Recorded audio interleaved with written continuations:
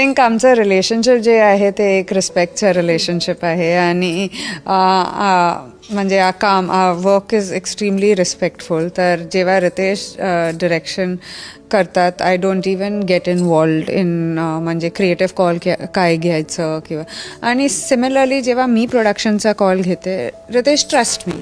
आणि हे जे ट्रस्ट फॅक्टर आहे ते खूपच इम्पॉर्टंट आहे कारण if you don't have that you cannot be partners. म्हणजे कोणत्या पण पार्टनरशिप जे आहे it has to be based on trust. And many people have asked us की तुम्ही नवरा बायको आहे पण कसं पार्टनर्स पण आहे म्हणजे ते it's not possible at all.